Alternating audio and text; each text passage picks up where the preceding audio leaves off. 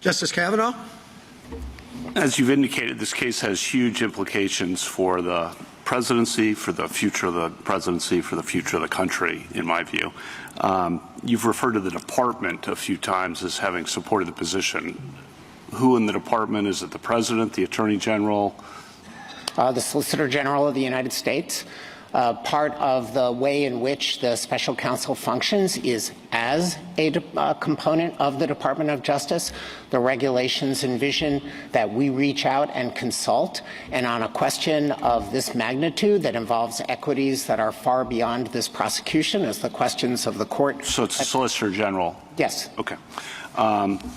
Second, like Justice Gorsuch, I'm not focused on the here and now of this case. I'm very concerned about the future. And I think one of the court's biggest mistakes was Morrison versus Olson. I think that was a terrible decision for the presidency and for the country, and not because there were bad people who were independent counsels, but President Reagan's administration, President Bush's administration, President Clinton's administration were really hampered, yes, in their view, all three, by the independent counsel structure. And what I'm worried about here is that was kind of, let's relax Article 2 a bit for the needs of the moment. And I'm worried about the similar kind of situation applying here. That was a prosecutor investigating a president in each of those circumstances, and someone picked from the opposite party, the current president. Usually was how it worked. And Justice Scalia wrote that the fairness of a process must be adjudged on the basis of what it permits to happen, not what it produced in a particular case. You've emphasized many times regularity of the Department of Justice. And he said, and I think this applied to the independent counsel system, and it could apply if presidents are routinely subject to investigation going forward. One thing is certain, however, it involves investigating and perhaps prosecuting a particular individual. Can one imagine a less equitable manner of fulfilling the executive responsibility to investigate and prosecute? What would the reaction be if, in an area not covered by the statute, the Justice Department posted a public notice inviting applicants to assist in an investigation and possible prosecution of a certain prominent person? Does this not invite what Justice Jackson described as picking the man and then searching the law books or putting investigators to work to pin some offense on him? To be sure, the investigation must relate to the area of criminal offense specified by the statute, but that has often been, and nothing prevents it from being very broad. I paraphrased at the end because it was referring to the judges. Yes. That's the concern going forward, is that the system will, when former presidents are subject to prosecution, and the history of Morrison versus Olson tells us it's not going to stop. It's going to cycle back and be used against the current president or the next president and the next president and the next president after that. All that, I want you to try to allay that concern. Why is this not Morrison v. Olson redux if we agree with you?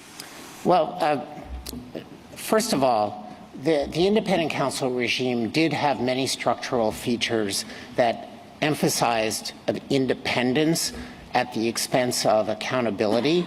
We don't have that regime now, but even under that regime, Justice Kavanaugh, I think if you look at Lawrence Walsh's report on Iran-Contra, I think this goes to a very fundamental point for the court to consider.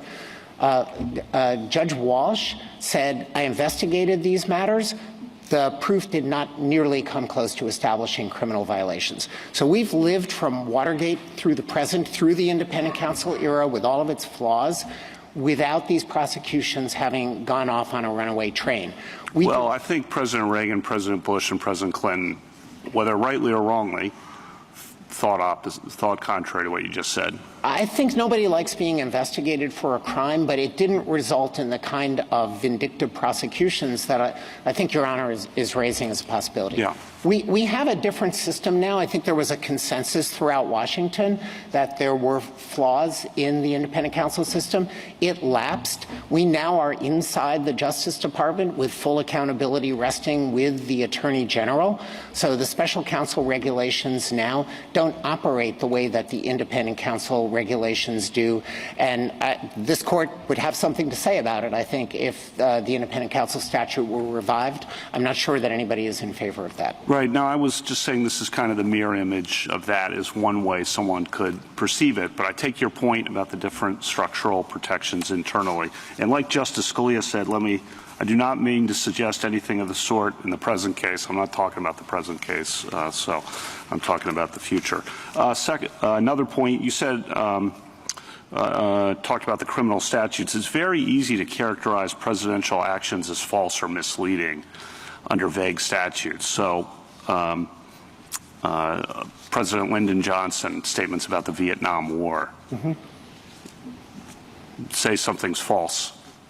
Turns out to be false that he says about the Vietnam War. 371 prosecution? So after he leaves office? I think not, but this is an area that I do think that merits some serious and nuanced consideration.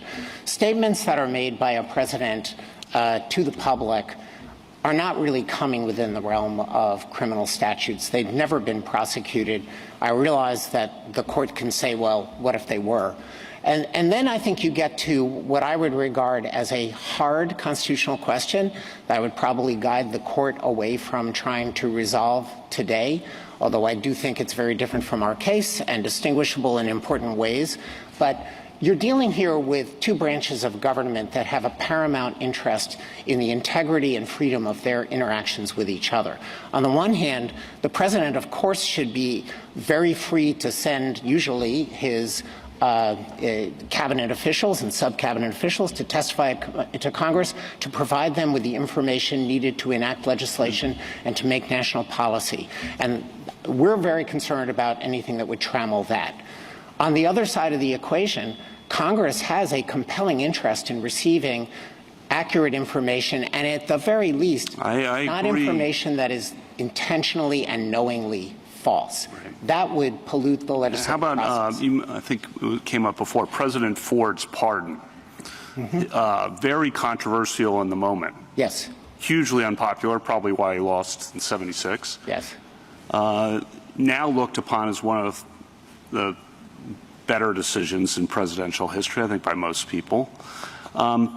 If he's thinking about, well, if I grant this pardon to Richard Nixon, could I be investigated myself for obstruction of justice on the theory that I'm interfering with the investigation of Richard Nixon? So this would fall into that small core area that I mentioned to Justice Kagan and Justice Gorsuch of presidential responsibilities that Congress cannot regulate. How about President Obama's drone strikes? So the Office of Legal Counsel looked at this very carefully and determined that, number one, the federal murder statute does apply to the executive branch. The president wasn't personally carrying out the strike, but the aiding and abetting laws are broad.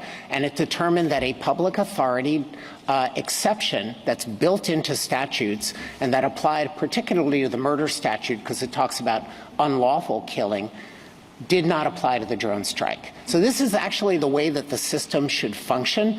The Department of Justice takes criminal law very seriously. It runs it through the analysis very carefully with established principles. It documents them, it explains them, and then the president can go forward in accordance with it. And there is no risk of prosecution for that course of activity. Thank you for your answers.